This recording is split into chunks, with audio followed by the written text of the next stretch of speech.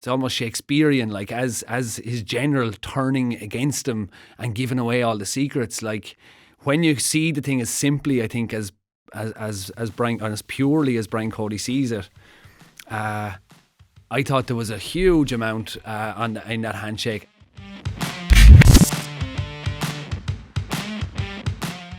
Hello, you're very welcome to the Hurling Show on Sports Joe. I'm delighted to be joined this week to look over the championship action by Darach Honan, who's coming in from the south of Clare, and Waterford's Kevin Moran. Kevin, I haven't gotten much of a chance to get a hold of you and get on the inside of what produced 10, 12, I don't know, maybe 10, 12 years of what I can only describe as, an incredible, consistent performance for Waterford. So it's lovely to have you. It's starting in Clare, I suppose, Darach, like, good weekend. We had very different weekends, I think, myself and Kevin, but you were in behind the forces. Yeah, great weekend for Clare. Where we were at after last weekend with Tipperary kind of maybe was a bit up in the air because no one knew. I suppose people assumed that Tipperary weren't playing great stuff, but for Clare to be able to back it up against Cork, was huge for them. And just down in Thurles, you could kind of sense. I was down all lines before the game, and you could kind of sense that the Clare supporters were expecting a big performance, and the lads delivered, in fairness. So unfortunately, I didn't get out to enjoy the bank holiday Sunday after, but I know Ennis would have been rocking last night. Yeah, no doubt. Well, I think Kevin made the most of his weekend. Kevin, what were you up to? Yeah, I was on a quiet stag over the weekend, bit of sightseeing and that. It sounds like it was a quiet stag. All right, you can hear the rasp of a bank holiday weekend. A lot of culture over there, Kevin, in that city. Culture, yeah, very cultural city. Yeah. You caught the Galway Kilkenny game, Kevin. Over there, or did you watch it from here? I watched it from here. Yeah, I enjoyed it. Very good game. Huge amount of tackling and good hits, and I found it one of the best games of the championship so far now. Really enjoyed watching it. It was intense to say the least, but I think Galway came out, deserved to come out in the end with the win, but a really enjoyable game. Two good teams, and they'll probably meet again, if not in the Leinster final maybe, or even in the quarter or semi-final, who knows, but they'll really enjoyed watching it. I mean, as intense as Limerick have obviously upped the intensity of the game in general. Galway are certainly not far behind at the moment, and Kilkenny are always carry that intensity, but unquestionably the most intense moment of the day was probably after the game between Brian Cody and Cody-Shefflin. I don't know what I certainly had a few ideas on it, but I don't know what Darach, for you. Did you catch the kind of slowed down replay of it? What was your sense of it? Was it, as Cody said afterwards, that it was just not much? There was a handshake in it, and he was upset after losing the game, maybe, and on Kilkenny go, or was there more to it than that? Yeah, I mean, I thought it was this very strange moment. Just watching back and seeing the talk on Twitter, and that it looked strange. But then that's not to say it was strange. It just appears strange in the video. There's probably, like Cody said, I'm sure he was very upset, and I'd say they were upset with that last decision that gave the free to Galway, just because it was so crucial. So as far as in reading into the handshake, you could go down all sorts of rabbit holes there, and I'm not sure if there's anything there, but it might be the case. It might really, be the case. Yeah. Kevin, what was your take on it? No, all good. I mean, you could read into it. I'm like, Jeannie Mac, I don't know, is it impossible not to? Like, what was your take, Kev? Yeah, look, it's impossible not to read into it. Look, you could talk about what, different things. Look, we don't know the relationship they had. It was a contentious decision at the end of the match. Obviously, Brian would have been annoyed and things, but actually, look, it has everyone talking as well. It's, you need these kind of things in games and things like that, but there's definitely something small to it. But look, who knows? I'm sure we're not going to find out exactly what it was, but there was definitely an extra long handshake and a pause, and I don't think there was anything said, but Henry to me kind of looked a bit bemused by the whole thing. But really, okay, yeah, I don't know, like I think I suppose maybe I would, maybe the tendency is to read too much into it, I'm not sure, but like there's obviously, it seemed clear to me anyway that there was like an obvious hostility, and so I want to know what the source of that hostility is. And I think if you go back over Brian Cody's tenure as manager and the values that he holds about hurling, and hurling in particular, not like the management circuit, or like that, this idea of like he's managing Kilkenny and it's a privilege to manage Kilkenny and there's no expenses and there's no this, it's just this what he does and this is how he sees the game. And I can imagine a kind of a hostility towards a Davy Fitzgerald who's managed in different counties or whatever. That's what I would be kind of working off as his general understanding in the first place. For Henry Shefflin to be going to Galway as his, like, he was Cody's general, like he became King Henry outside that, but he was Cody's general, and now he's taking all the things he knows about all of those players and he's gone up to a Galway dressing room, and he is in the business now of winning, and it's in the business of winning that he is, and is he going to hold those secrets, or is he going to use those secrets and say, right, this is what he does in this situation, this is what he does in this situation. And as that kind of, that like almost like it's almost Shakespearean, like as his general turning against him and giving away all the secrets. Like when you see the thing as simply, I think, as Brian, and as purely as Brian Cody sees it, I thought there was a huge amount in that handshake, and there was comparisons made. I was reading online as well about Mick McCarthy and Roy Keane. Roy Keane and Mick McCarthy, both very strong men, but the two of them went up to each other, a half-nothing handshake, and walked away from each other without really looking each other in the eye. Whereas Cody leaned in and said, I'm here, I'm standing in this handshake and I'm not backing down from it. And then Henry kind of went to go and Cody held on to him and went back for more. And I thought Shefflin was gutted by it. Like, he just seemed to be, like, Cody looked into his soul, like. So I definitely feel like I've gone a little bit too far on it compared to where E-Boys maybe are at, but there was a huge subtext in it. I mean, Jeannie Mac, you couldn't avoid. That's a serious situation in like Kilkenny, where Henry Shefflin is. Should he have gone in with Cody? Now he's with Galway. There are people possibly who are like hostile to the idea that he would be selling the secrets somewhere else. That's how I would see it. Yeah, I wouldn't necessarily disagree with you, Diarmuid. I just think it's hard to say for sure, but like it's not really the done thing in Kilkenny for Kilkenny managers to go and manage other rival counties. Obviously Eddie Brennan has managed against Kilkenny as well, but there probably wasn't as much of a chance of them being beaten by Laois. But like, I suppose that does play into it, where there isn't that culture of former players going and managing other counties, and they probably want to keep all the talent in Kilkenny when they can. But the thing about Henry is, he's plied his trade with Ballyhale. He's done an exceptional job there, and there's no doubt that he's very ambitious, and I'm sure he'd have ambitions to manage Kilkenny down the line. But there's obviously a man in place at the moment, so he had to go elsewhere to get his experience. And I don't think it's a bad thing necessarily for Kilkenny in the long term either, if a player like, or if a manager like Henry can go and get experience in the likes of Galway and come back then with that down the line and use that knowledge. And Matt, our producer, made the very same point outside, and there's one thing about that I question, I suppose, is that there's a notion sometimes, or it is said in clubs around the country. You'd hear an awful lot in your GA club. You'd say, it's all about the future, it's all about the kids, but those kids become adults at some stage. So I don't quite buy that it's all about the kids, because it's also all about those who were kids 20 years ago who are now in the prime of their athletic development, and it's also about them, and I think Kilkenny kind of live and die on that sword as well. It's like, okay, do we want Henry Sheff? Are we going to say, oh, this is good for us in the long run? It's like they live in the moment of the game, and they don't want at any stage Henry Shefflin picking up experience at their expense. There's like, I see what you're saying, and I agree with it in many respects. And with the whole thing as well, I don't to read into it and to try and create a hysteria about it or anything like that. It's just a particularly interesting. I'm not attached to whether I'm right or wrong on it. It's just it was a real insight into some of the dynamics of the relationship. Maybe, I don't know.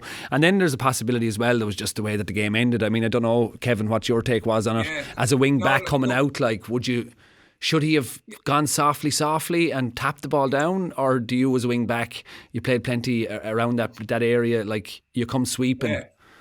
Yeah, well, look, just I suppose to finish off what you're saying about the handshake, I think sometimes when you slow things down and you look at it for too long and things like that, it can it can make it worse than it actually is. But with regard to the final decision. Oh, Kevin, he's fucking steel. Like, it's a steel. He looked like you slowed down. Cody didn't change in the whole frame. He was just giving him a steely look. So, like, I take your point. Like, but my God, like, I don't know. And the pullback makes it so much worse. Yeah. My God, yeah. It was a moment. Anyway, sorry, go on, Kevin. Yeah, no, the free at the end. I don't know what you think. Like, I suppose the matches nowadays are very difficult to ref, and I just think in that moment, last puck of the game, Paddy Deegan knew the ball was coming down, and look, when you look back at it again in slow mo and things like that, it most definitely wasn't a free, but I suppose it looked worse than it actually was probably in real time, and Colm Lyons just made the decision and gave a free in, but a harsh way to lose the match after getting back into it with 30 seconds to go. But I thought Tom Monaghan played it a bit. I don't know, like it's the last puck of the game, and like made the best man win, like, and kind of Machiavellian tactics, and that's fair enough. Like, but he made a meal of it, got his free, fair enough. But I would say, like, if my wing back, if I see a ball coming down, all he had to do in the situation, because I'm not sure who was outside him, but it was one of his own men anyway, all he had to do was get the hurl to it. Do you know when you're standing and you're isolated and there's a high ball coming down and there's a fella coming milling in behind you and there's a tension in your body because you're waiting for the hit? He has control of that situation because he's coming in from behind. Monaghan is totally exposed. So all he has to do is get into him and get the touchdown in front of him. When you go through, you're riding that line. Now, on the last puck of the game, maybe you have to go through. It's the only choice you have, In fairness to Éanna Murphy, I think it was a good puck out, because I think Paddy Deegan was a few yards off him, and that's why he had to make up that ground pretty quickly in order to intercept that play. That's why I think Colm Lyons gave the free, because he came hard from a little bit far back, and I did think it was a good puck out, in a tough environment. Last puck of the game, could have just easily settled it down and accepted the draw, and look, it worked for them because he hit the hand.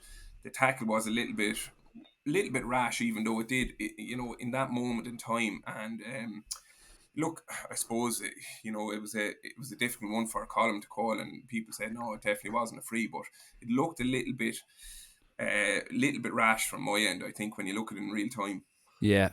I kind of felt my initial reaction was it was a freelance. I'm not sure what you, but and it's the nightmare decision. It's a nightmare scenario for the referee, isn't it? Where like if it's not given, Kilkenny will score the point because he's picked up the ball. Absolutely, and if it is given, so the referee really does decide the fate of the game there, like which is not where he wants to be. But like, being honest, in real time, I think I would have thought it was a free, and the ref only sees it in real time, so I couldn't blame him too much for it. No, you couldn't, and I think it's a good point as well, Kevin, on Éanna's puck out. Actually, I think what made that puck out 10 times better was he was just after letting in a howler, and he turned around. You could see it in his body language. He didn't even.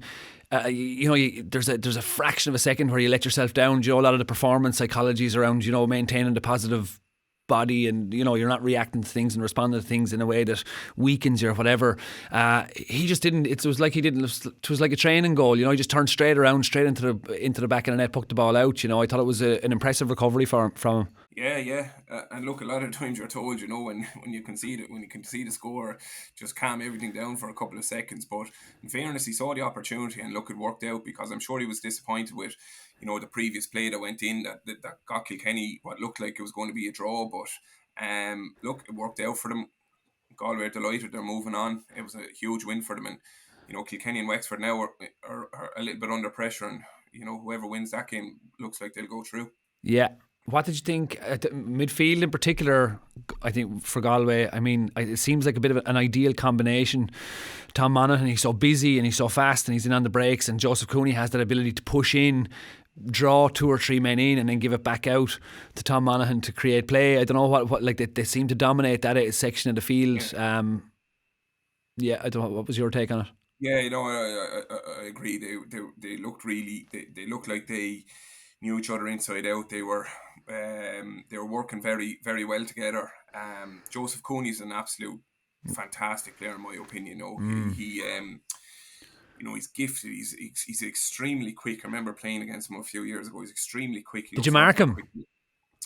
I would have, yeah, God, I would have played marked him. What was your plan for him? Because I remember him scoring a point there on Sunday. I was thinking, I don't know what I would do with that man. Like he's huge. He's skillful. Huge. He's good on the ground for such a big man. Like he's probably 6'2" or 6'3", but geez, at least. He's an extremely good player, very underrated, and I thought he worked well with Tom Monaghan. Tom Monaghan was very good as well. You know, he was industrious. He was breaking the line. He was working hard. He was getting in the tackle, and then, you know, popping out. And David Burke then coming back deep as a wing forward. You know, very experienced midfielder, top player over the years. And I just thought he was getting on ball. And, you know, that area of the field, the middle third, you know, we always talk about it. They definitely got on top there. They really, I suppose, put their best foot forward from that position. And Joseph Cooney was I thought he was the best player on the field yesterday. I thought he was brilliant. Yeah. Were they looking at it from the outside? Like, do you feel like Shefflin got one up in the tactics? Like overall, they were the better team. They were more organised, or was it? Sometimes I think Galway and Kilkenny, they have a real interesting relationship. Like, I mean, I think Galway have 4 wins, 1 draw, 1 loss in the last 6 outings. Kilkenny dominated for a few years before that, but there was always something of a bogey team. I always got the sense in Galway there's a big physical but open style of hurling. How did it look in terms of the layout? Yeah. I thought Kilkenny, you know, like we said, they went back to an old traditional route. Right, they didn't play through the lines as much, I know. And when they did, I thought their hurling didn't look as sharp. And I saw Kilkenny in the league in Nolan Park against Waterford. That was a couple of months back now, and like that in the first half, they didn't. Their touch for, you know, it's such a strong characteristic of Kilkenny hurlers. I thought it was a little bit off, and I thought the same then yesterday. And, you know, they stayed in the game throughout like they always do. You know, with the hitting the likes of Wally Welch and that, and creating goal chances, and they did need those goals to stay in the game, because I thought they were outplayed. But, you know, from a system point of view, I thought Galway, you know, used the ball better, knew exactly what they were doing on the puck out. So Kilkenny, I just thought, were a little bit kind of went back to basics, and, you know, man on man, get in around the ball, and only for, as I said, those goal chances, you know, Galway could have been a little bit further out of sight, but that's what I felt on it. And I just saw it earlier in the year with Kilkenny in the league against Waterford. I thought just a little bit surprised because they're such good stickmen, them all, and I just thought you know, that's twice I've seen it this year, that I thought when they do run through the lines and you know, put the man under pressure, you know, ball to hand, it was just a little bit off. Their touch was a little bit off, and they kind of relied on, you know, what they were good at kind of for the last 20 years, let's say. Yeah, while not quite having the finesse to do it, maybe. Brian Kilcannon, full forward, Darach, a position you know well. I mean, just even from his point alone, it was an outrageous score to take on, and I mean, absolutely nailed it. How do you see him developing? Yeah, I thought I was very, very impressed with him, actually. And he got I don't know how many points he finished with, but nearly every one of them was a highlight. You know, they were all. He won some great ball coming out and over the shoulder, was able to score from all angles. But that angle score from the end line was, you know, spectacular. And in fairness to him, he won the ball in that position. He turned around, he checked behind over his right shoulder to see was there a supporting player. So he was looking for the better option first. And when it wasn't there, he said, "Okay, I'll take it on." And it's kind of like the sort of the shooting you'd be doing, you know, messing around down in the field. Yeah. Taking, you know, trying to score from behind the end line. That's there, and put a real whip on the ball, just come across it. It was an outrageous score, actually, a really impressive one. But he got a few more that were quality as well, and he had a really good game. Yeah, they're developing well, Galway. They are. I thought, you know, I agree with Kevin, it was a really good game, and you know, something in Munster maybe we're somewhat sometimes we overlook the Leinster Championship, and, you know, everyone's talking about the strength of the Munster Championship, but I mean, those two teams yesterday, you know, would be extremely competitive in Munster as well, and I think, you know, it'll be interesting when we do get out of the provinces coming up against them, because there's two quality teams there, and I expect both of them to come out of Leinster, you know. We'll move on to Clare and Cork, two teams who might get on okay if they were in Leinster as well. You were happy enough, Darach, with the all round performance. John Conlon at centre back. I know you're close to John. I thought, like, it seems like there's a lot building from there. He's holding that position well, and there seems to be a lot building from there. And now with Duggan back and with Shane O'Donnell, like it's Do you know, I want to ask you about something actually, Darach, and it's an idea. It's just something that I've thought about for a while. You might have been involved in it, so I don't know if you can talk about it in the way you might want to. I'm not sure, and that's fine.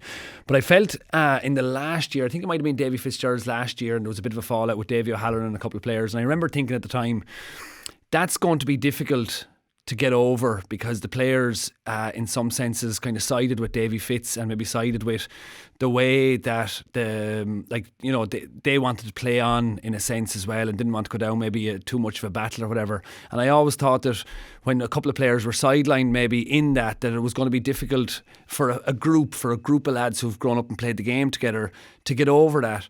And it subsequently kind of proved to be like that. There was things kind of for the last 4 or 5 years have been. It went from on the field, then more to off the field, with stuff with the county board and that. But it seems now, from talking to Niall McIntyre, who was down at the game, he was saying that Brian Lohan came over to the crowd after he was maybe looking for somebody. He wasn't going over to like congratulate himself or anything like that. He just came over and he felt this real sense of appreciation from the crowd that the steeliness that we talked about is kind of finally reorganising things that fell apart a few years ago. But now you get the sense that there's something coming back. The promise that we all kind of felt was in a lot of these players. I know there's a lot of players added and a lot of players have finished, but am I a million miles off with that, or what do you think? Yeah, I mean, there's probably a good bit in what you've covered there, Darren, but I suppose the first thing, on you mentioned Davy and that, I think Davy O'Halloran and Nicky O'Connell that time, that was probably very badly handled, and I think from the player's point of view it was badly handled as well, but that's going back a good few years ago now, and there was a subsequent manager in between Brian and Davy as well, Donald Maloney, who did a really good job of kind of recovering that goodwill. Absolutely.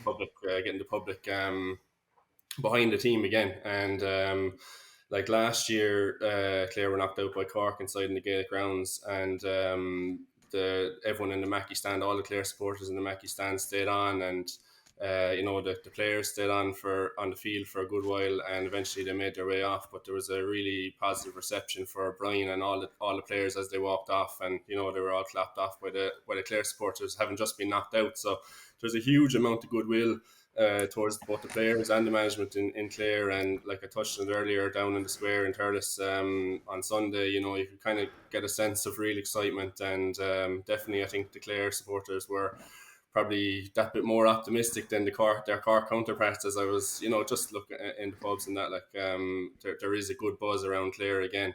And definitely that goodwill, and people are looking forward to the games and really hoping that the lads do well and fully behind them, so I'd agree with your point. I think that's definitely been recovered, and Brian has played a big part in that, and Donald Maloney and subsequent managers have played a big part in that as well. Yeah. I mean, I think it's happened. I think you can see the patterns. It's in some senses in different places where a manager comes in who has maybe more of a more army kind of style of organisation and strictness, and then you need somebody kind of to come in afterwards and give him a bit of a hug after it and say, look at you, like, you're not at war, it's okay, we can relax, let the systems relax, let the body relax and enjoy your hurling again, and it seemed definitely with Donald that he knew all those players, all of you guys inside out from a very young age, and he'd been looking after you very well. So I absolutely take that. Rory Hayes probably typifies Brian Lohan's what Brian Lohan is bringing to it. I mean, Rory Hayes is his own man, and he's developed himself in the way that he plays the game, but he certainly has that non-compromising cornerback approach that you love to play with and hate playing against. Yeah, it's brilliant to watch him actually, just the way he takes on the game. And there was I think it was McIntyre actually wrote an article about how O'Connor was greeted by him coming onto the field, and he's just a nightmare to mark as a forward. Like, I haven't actually marked him, but just watching him, he's so physical, he's in your face, and then he attacks every single ball from the front. He never waits, he never lets you win it and defends. Then he wants to win that ball first, and very I suppose would remind you a bit of Lohan, but maybe has a bit more to do before you can be compared there. But, it's not the comparison. It's just there's something in the approach that you can imagine the manager looking on saying, I like that. Like, you can see why he picks him. Like, you'd know why he picks him. You would. And he typifies what Lohan would like to see out of a defender. But he's having a great year so far. But he's had a few good years now, to be honest. And he's emerged as one of the top cornerbacks in the country. He has, unquestionably. Up the other end, Kevin, what would you do? I don't know, what would you with Shane, with Tony Kelly, maybe for midfield, Duggan, or closer in, Tony Kelly and Shane O'Donnell in particular, maybe as a wing back, where would you, at centre forward, if he's drifting out, how would you take on Tony Kelly? How do you stop his influence in the game? Well, look, I think Clare are very clever with their use of Tony Kelly, because they know he's going to be, he's going to be tightly marked. He's always going to be, there's going to be serious attention focused on him. And we played Clare this time last year, actually, first round of Munster Championship, last June it was, and same thing, we focused on Tony a bit, but all the other players that Clare have, they're no mugs, and I think a lot of them are prospering from the fact that Tony's going to be marked, and there's going to be space created from the fact that he's been marked. And look, obviously Tony himself is extremely difficult lad to handle, but as I said, as I was saying, the caliber of players that Clare have, they're probably on par with Waterford as the two best teams serve to try and take down Limerick, in my opinion. And Darach, would you agree with that? Clare were probably written off by a lot of people before the championship, which I was fairly confident going into the championship. I thought last year they were unlucky, they beat Waterford in the Munster Championship, and then I thought they were lucky against Tip, and they were beaten by Cork. Cork were a better team that day, but the addition of Peter Duggan and Shane O'Donnell has kicked on Clare another bit since then. I suppose I've probably made my feelings clear on. I do think Limerick are a good bit ahead of everyone, but I think that Clare, Waterford, they are at a similar standard, and there's a few more teams knocking around at that same level, in my opinion. But Clare's two games so far as well, like Tipperary and Cork, great wins for Clare, but you'd have to say the opposition has probably slipped back from where they were last year. So we haven't got a fully gauge yet on where we are really as a county, but they've done everything that's been asked of them so far. Yeah. You'd always be looking for a response to a goal, like we were talking about the Kilkenny goal, a response to a goal and a response to a sending off. Ian Galvin sending off, I think maybe he was unlucky when he turned that the butt of the hurl was out, and it may have looked like he had, to the referee, he just saw the extended butt of the hurl and decided he'd struck him with that, and whatever it is, everybody I think was pretty confident that it wasn't maybe a red card. But the Clare response, Kevin, you're looking for, you were a player whose response was depended upon. You can't depend on everybody for the correct response, but there are players who you always depend on for the correct response in some senses. But I thought Clare responded really well to the sending off, because it was a time when the energy was kind of shifting in the game. Yeah, definitely. Yeah, I think, you spoke about energy there. I think that was the big difference between the two teams. The energy that, that Clare had in comparisons to Cork, that ferocity in the challenge, getting numbers around the ball. But you're right, they responded really well. Obviously Cork, they've some great players and that they got a run. But, I think the goal at the end put a bit of gloss on it. But yeah, I'm extremely impressed with Clare. I think they have some serious players. I thought they'd win yesterday before the match myself, and they looked to be a 6 or 7 point better team. Likewise, the previous week against Tipperary, they looked far superior to Tipperary. I think they've really good players. They're really behind the manager.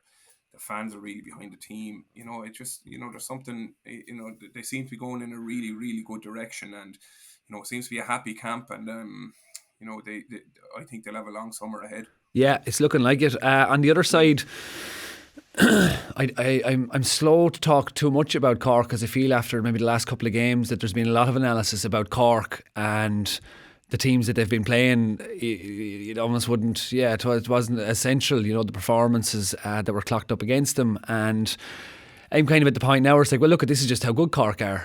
There's no point in overindulging as to why they're not doing this and why they're not doing that. It's like, well, it doesn't really matter why they're not doing this, but they're not doing it, and that's the standard that they're at. Now, it might be particularly harsh towards Cork, I'm not sure, but one of the things that stood out to me after the game was looking at Kieran Kingston's comments, and this is where I'm wondering a little bit of the source of that malaise in some respects. Is that the first thing was the criticism, the players didn't stand up, the players were put off, or the players weren't able for, or I'm not sure what the phrase was, but anyway, the long and the short of it is, it was because people in Cork were criticising the style of play, and that got in on the players, and so they had a very slow start.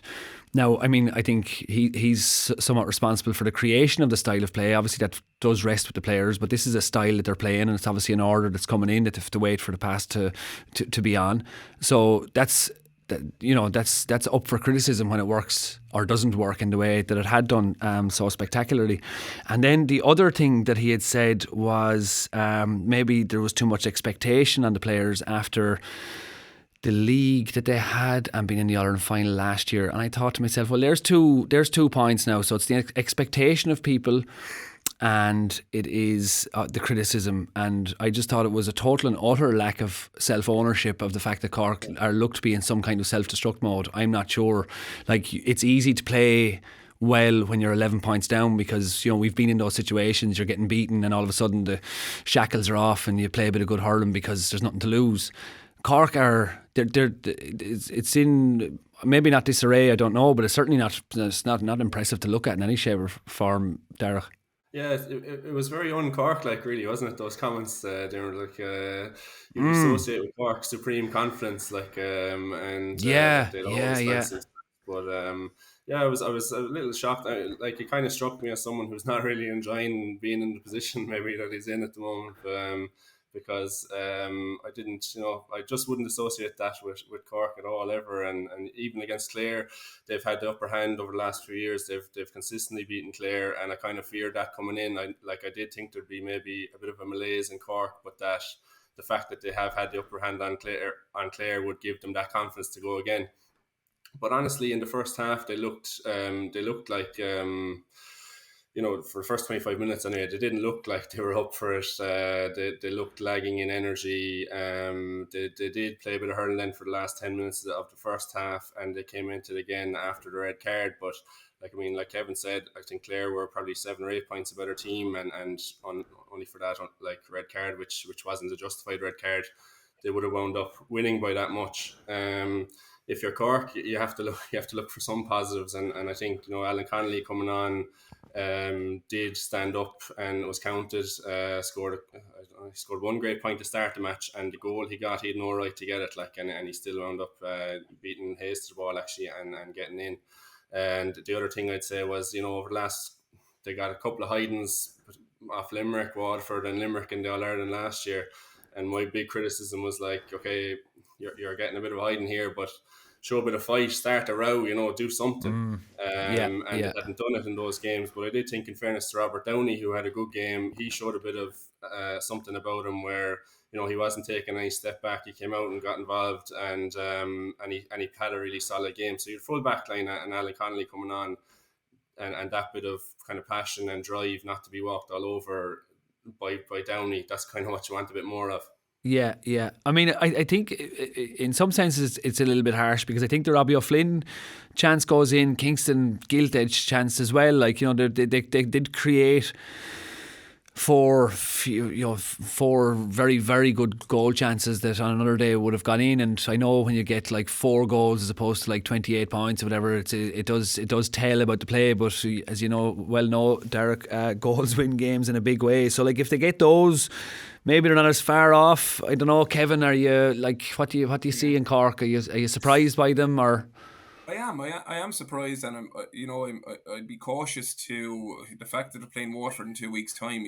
Like, everyone's out, and they're like on the Sunday game the other night. Just like the first thing, that the highlights of the match were talking about Cork, and how bad Cork are and things like that. And maybe that's the level they're at, and they do get a lot of criticism. But like that, they could come down to Walsh Park in 2 weeks' time and put on a huge display. And if they were to turn over Waterford, they're still in the championship, and they've Tipperary the last game. But certainly they do seem, not even lacking confidence, but just energy. And I agree with Darach there. Rob Downey and particularly Connolly, I thought, were absolutely brilliant. So you can't just generalise and say, oh, they'd no fight, they'd no this or that. So a lot of them didn't on the day, but they could get that right in a couple of weeks' time and still stay in the championship. They're they're too good a team and too good a players to be, beaten the manner that they're being beaten at the moment. And but it's in the engagement, isn't it? It's in the engagement. It's like, it's not that they don't have fight. Like it's in. Yeah. You see the clips that were shown last night. Looking at them, I looked at them this morning coming up on the train. But looking at the clips anyway, it was like, just players not being touched, like, just given this space, this open space. Now, it's easy to pick out 5 or 6 things in any game, because the game sometimes does create that spaciousness, but you do see that evasive kind of running around. The modern game of running through is a bit of a struggle for the type of player that Cork have across the board. Like, not every one of them, obviously, but just in the necessity of breaking the line. They're not quite there. Yeah, I think maybe some of they're all a bit alike, maybe, and they're missing the likes of a Bill Cooper, who was a really fantastic tough player for Cork over the years, or a Christopher Joyce wing back, really tough, solid player. And maybe they're missing a few more of those. They are young, they're playing to a new system, they are under a bit of pressure, they are listening to the outside noise and to the bit of criticism, but there's no reason why they can't get their season back on track with one big win. But it's just surprising, their energy's off. Even they just seem like a team on the floor, just know things aren't going great.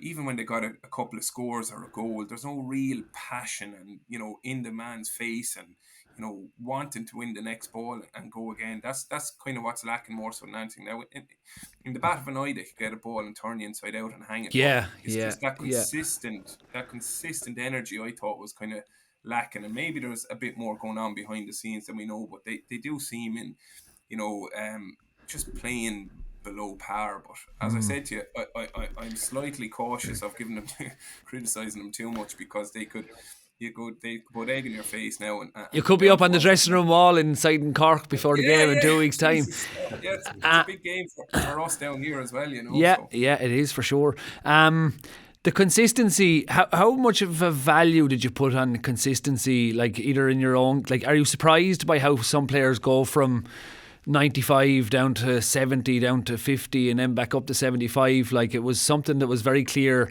and I want to clarify and qualify as well at the start. I think there's something when you say about somebody being consistent, it's almost like a lack of brilliance and a lack of poorness. There's a consistency in the middle, but to be consistently excellent, which I think is one of the defining characters of your career, how much value do you put in that consistency as an inter-county hurler, and is it always understood how valuable that consistency is? Yeah, I think that's the hardest part, isn't it? It's like, and when you're playing big matches, no matter how well you play, you're always thinking about the next game, isn't it? Because if you play poorly, you want to play better. If you play well, you're kind of saying to yourself, how am I going to maintain that? So it's the consistency on your day to day and your training and your things like that is so important to bring consistency to your matches. And I think that happens over time, and you do see particularly younger players going through better periods and things like that, and 95% all of a sudden they could be taken off the next game, and that's the nature of athletes and sports people. They have to learn from those days, and the days that you're taken off, you might learn more from that day than the previous day when you're a man of the match. So building that consistency into your game is probably the hardest part of being any top level sports person, and that's what we all strive for. And certainly when I was playing, it was always in your mind that the next day was the more important again. Do you remember going through a poor patch, Kevin? Because I struggle to remember. I've definitely got some holes in my memory of games over the last 10 or 12 years. But I mean, it's just someone who just consistently reached a very, very high standard and kind of continued to do so. Even when I thought, Ginny, Kevin, now maybe it might be time to go this at the start of the year or whatever, and all of a sudden you'd be still there in the end of the summer, rocking up huge performances. Do you remember a time where there was where the confidence was gone?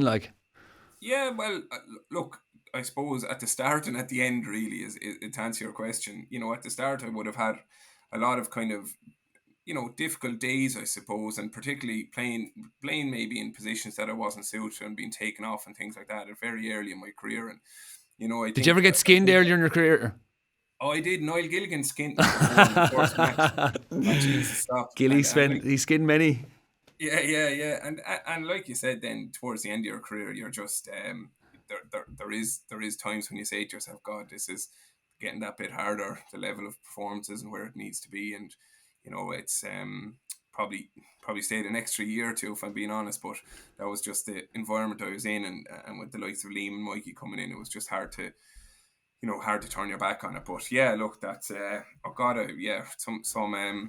some barren spells there where confidence is low and all you want to do is go out and play a really good game, and you'd give anything to do it, and so that can be the hardest part of dealing with inter-county hurling. Yeah, for sure. Darach, never a problem for you either, consistency, was it? Yeah. No. Consistently injured was my problem. Consistent. I know. Kevin had a great career there. How many years did you play? 2006. What was it? 15 years? 15 long years. Yeah. My God, 15 years. By God. The first few years were grand though. It wasn't like it is now. Yeah, actually, that was one of the things I was thinking about. I suppose, and it is because of that consistency in terms of consistency comes in your preparation, and it comes in your commitment to your ideals and what the game is and what you won't stand for when you cross over the line and things like that. Like, these are the basis of on what it is to be consistent. But the game changed. The game changed hugely in your time. Like, it was a significant shift from that early stage, we'll say 6 to, I don't know, 13, 14. It seemed to just maybe to turn another little corner there. It had done so when Kilkenny and Tipperary went, where they went to in maybe 2006, 7. I think 7, the league final in 2007 was like when it just went stratospheric. Like, they hit a real pinnacle and continued to grow. But you stayed consistent, but the game changed hugely. What did you see? What are the most noticeable changes from the last days to when you came in first? Yeah, look, it's, I suppose, chalk and cheese, really. It's and the level it's gone to now is even higher again, and you're kind of saying to yourself, where does this stop? But it's definitely. Look, where are the improvements in those changes? What do you see as the improvements in them for a start? Oh, sure. The improvements are, everything you need to know about your body. Your from your sleep to how much you can lift, to the calories you eat, to and you can tell an awful lot about where you are, whether you're fit. There's so many devices and sports science out there to tell you exactly what you are. And then the training itself just took a whole new deviation, I suppose, and just went harder and harder and harder. And then as you get older, you're finding it harder to recover, and you're probably not getting in what you should be doing from a gym point of view. And I found myself anyways, I was just finding getting training to be able on a Tuesday night and trying to recover to train on a Friday, so that's 3 days later. So that's what I found difficult. But in between there was a lot of 5 days a week, and if you're missing them, and towards the end I kind of found that I was falling way off the lads, who were getting the 5 and 6 sessions in a week, and me only doing 2 or 3. That's what I found the most difficult. Yeah. Was there any developments where you were thinking, do you know what, this was actually better in 2006? Yeah, well, so I suppose the effort, some of the stuff, and Darach can tell you the same, like what you're expected to do.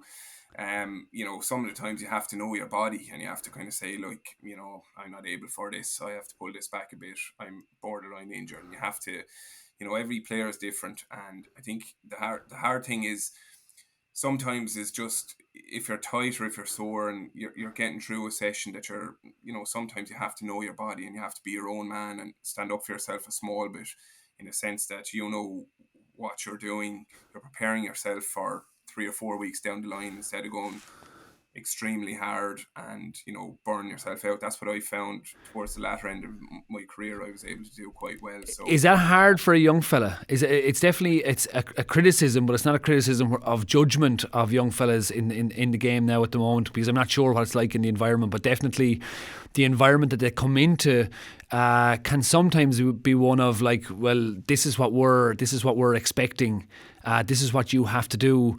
And the player gets less of that opportunity that when you grow older and you're more established, you say to yourself, well, look, I'm telling you what my limits are. I know my body. And a 22-year-old, 23-year-old who you think would actually benefit from being encouraged to stand into their own shoes, like, and say, you have to stand your ground, and you have to be willing to lose your place on the team. You have to be willing to lose a place on the panel. Like, it can't be held over. Your athletic identity can't be held over at the cost of your body, because in the long run that's bad for you.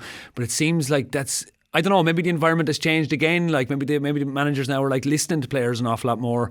But it certainly seems like maybe as players, particularly younger players, we take a little bit too much more than we should. Yeah, and that comes back to trust as well. Like, where like the manager has to trust the player to say, you know, okay, if he tells me this, it's coming from a place where he wants to succeed as well, and that's not always the case. Where Yeah. the manager will say, no, look, you have to do X, Y, and Z, and there's no compromises whatsoever, or like, you know, trusting players around to do their own work, to do their own hurling alley work or their own gym work. You know, oftentimes, and that frees up a lot of time where other managers will say, no, you have to drive an hour and a half to do that up here because I want to watch you doing it, because I don't trust you doing it.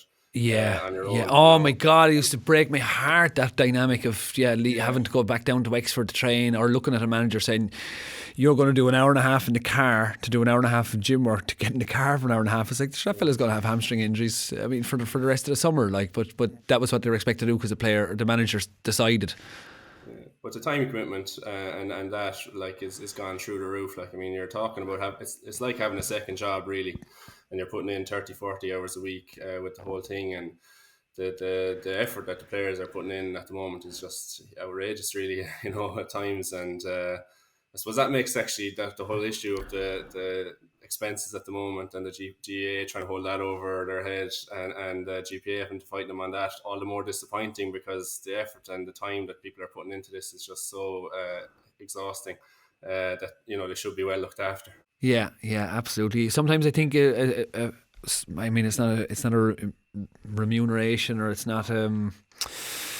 It balances things out in some way, that there would be that freedom to say, look, at like, it's April and I'm tired and I've gone hard for you now, and I'm going to take a week off, and I'm going to go off with my girlfriend, or I'm going to go off with the lads, and I'm going to take a week out to just decompress, and I'll come back and I'll be a much stronger player for it, as opposed to staying going and never really getting a chance to rest. You know, that thing of having to be in from October to now July or whatever with no kind of break, you know, it seems like it increases the chances of a bubble developing and maybe not developing more outside of the game. But it's also just, it just seems to be overloaded a little bit. Like, that was what the GPA found out recently in that study they did a couple of years ago, that a lot of players weren't actually happy with the work-life balance, in a sense, when you're calling the GA work.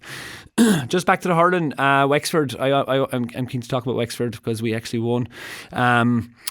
5 goals went, I think 4, if not 5, went in after Rory O'Connor, who I thought was actually charged at the time, but Laois lost a man in the tackle, and then Wexford let rip. I don't think either of you are too fearful of Wexford coming out of Leinster and causing any trouble, are you? Or am I wrong in that? Kevin, please tell me I'm wrong in that. Look, I think they're a bit off. I suppose, you know, they might get in as maybe the third team in Leinster. You know, they have a massive game to win if they're to do that. But I do think they're a little bit off it. Can they beat Kilkenny in Nolan Park? I'm not so sure. No, I don't think so. If I'm being honest, but look, they have some marquee players like the likes of Rory O'Connor who would make any team in the country, and you know, if they're on fire that day, who knows? But just they just seem to be a little bit, maybe they peaked a little bit too early in the year, and it's kind of hard to get it back on track. And you know, it's you spoke about overload there. Everything's just coming so so fast and so quick, and the games are getting more important as the year goes on, and there's not actually long left in the year, so it'll be a huge game for them in Nolan Park, and who knows, they might get in, but Yeah.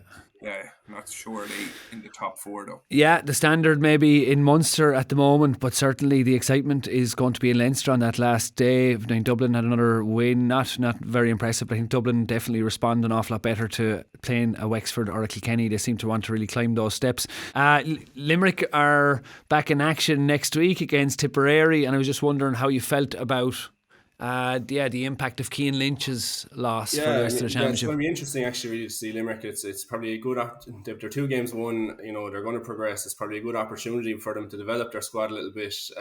Carl O'Neill has come in and played a good few minutes now and looks to be a right good player, and he can only improve, with the opportunity that's probably there with a couple of lads missing. And they'll need to find a few more lads, because I'm not sure whether Hayes is going to be available. Really, I think against Tipperary, Tipperary are going very poorly at the moment, and you'd expect Limerick to win. Even down those lads, I think they'll probably win that fairly comfortably. But whether they can just develop a few players and have the opportunity to do that, and while also making sure that the lads who are injured are coming back fully fit when they do come back, that'll be their main goal. I don't think Limerick are in a great position, and they're absolutely flying it, and I think they're a good 8 or 9 points ahead of the next best team. But the only thing that might catch them is those injuries, and maybe indiscipline down the line could be an issue. But that's the only thing that they have to fear. Speaking of indiscipline, actually, Kevin, I just thinking about Joe Canning's comments in the week. He was talking about refereeing, and I definitely would have looked at you as a player who a referee could go to you and say, like, you were a leader of the team. You could go in, you weren't too hot-headed, you had a reasonable kind of, you seemed to be reasonable on the field most of the time anyway, as would be expected, and you could go to a referee and say, right, what was that for? And the referee would address you directly, and then you go back to the players and say, this is what's going on here. And I don't know. I'm bemused now, I suppose. I thought it was great as a player, maybe in some ways, but it is quite bemusing. I think it's something we have to probably challenge in the GA, that you can actually speak to another human being who's on the field beside you, taking part in the game, and the game doesn't play, or the game doesn't happen without him, and he's as fallible as anybody else, and he's going to make mistakes, but that's what we all start with. We know that he's going to. Some days we come out on the wrong side of him, some days we come out on the right side of him.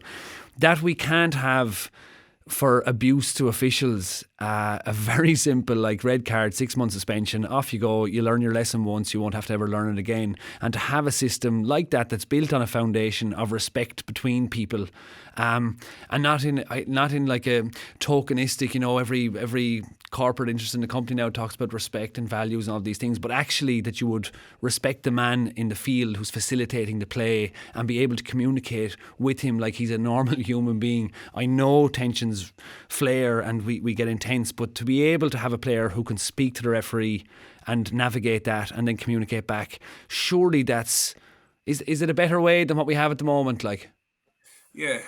Look, in the ideally, yes, it is. It will be the way forward. I just think, if we're realistic about it, it's probably impossible to police in that sense, because in the likes of rugby, you've everyone within 5 or 6 meters of the ball. You've the referee there. He's able to call his players in quite very quickly and have a word at the captain. And there is they respect the referee in an awful good manner and speak to them very mannerly as well.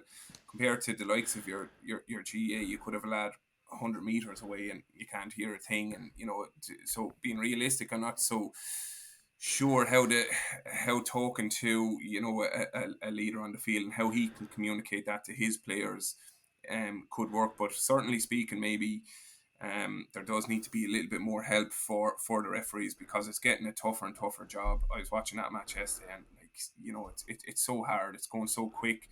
There's so many hits and tackles and things like that. Like, we're borderline kind of what is a free and what isn't a free. So it's definitely needs help, maybe more from the umpires or the fourth official or something like that. But it's just so intense and so difficult for one man to be doing it.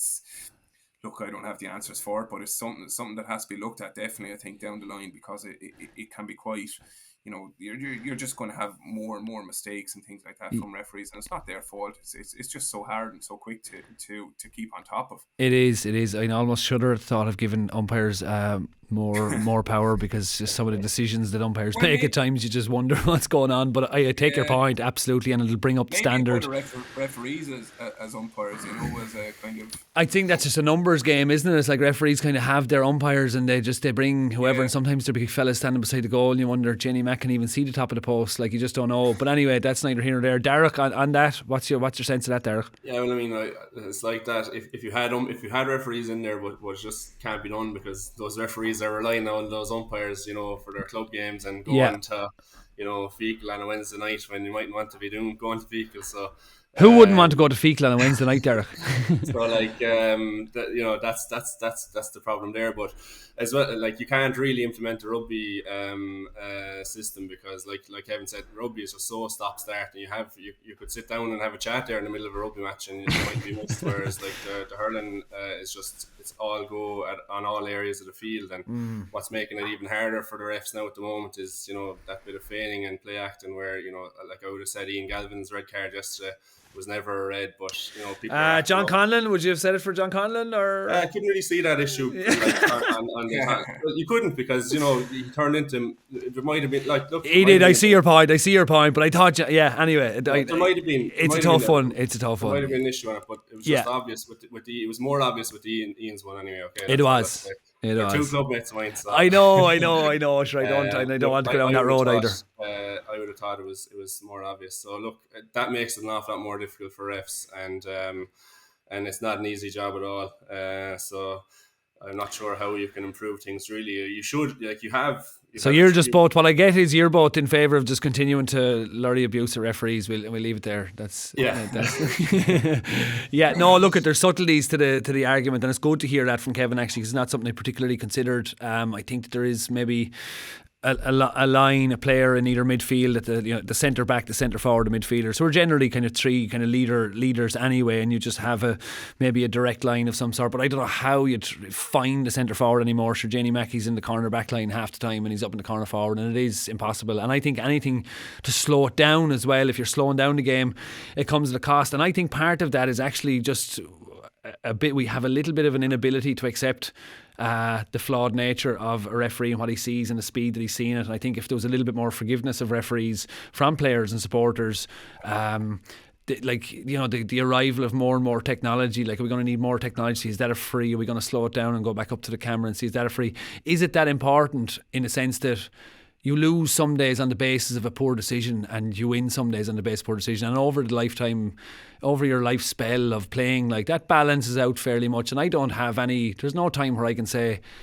they lost games because of decisions referees made, for sure, like, but they're not things you hold on to either. Like, I think if there's a bit more space for their fallibility, it wouldn't be such a big issue, and there wouldn't be this essential need for more and more technology and going up to the cameras, Yeah, I think you're right. I think it definitely balances out. I think if you look back on matches, matches that you've lost, if you look back over the 70-75 minutes, there's an awful lot more things that, if you're reflective in yourself, that you did wrong more so than the referee, that could have had a positive outcome on the game. But yeah, like, the technology side of things, I think, look, it is difficult.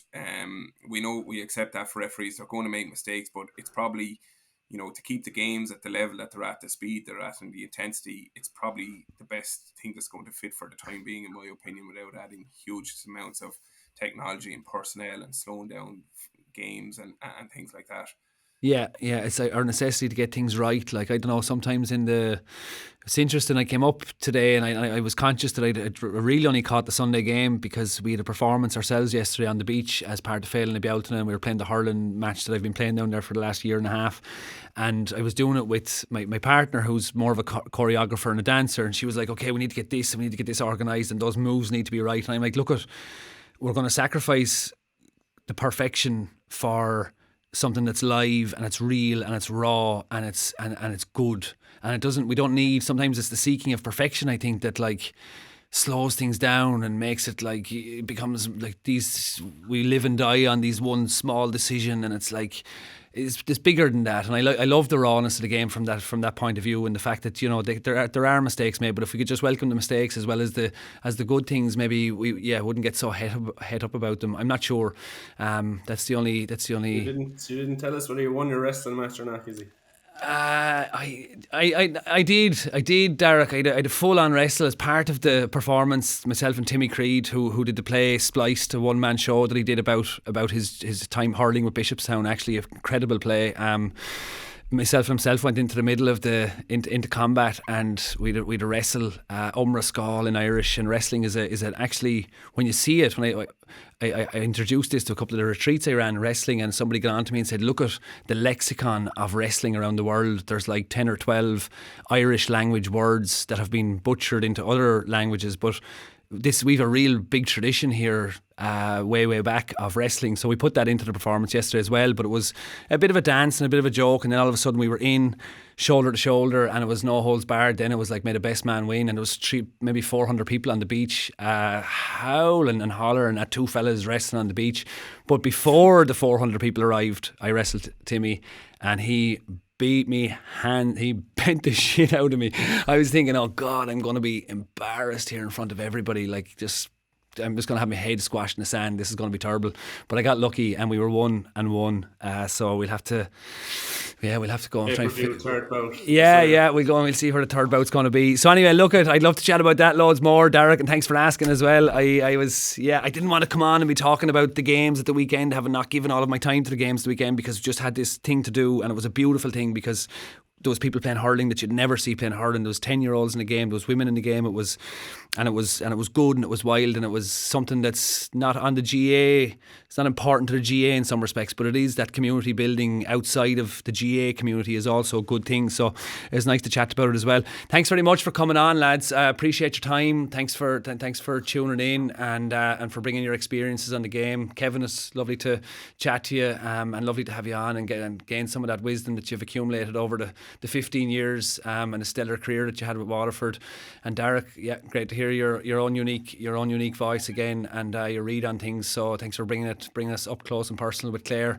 That's all we have time for on the hurling show, but join us next week. We'll be going over next week's games, Tipperary and Limerick, and looking forward then to how things are shaping up in Leinster. Gar magah.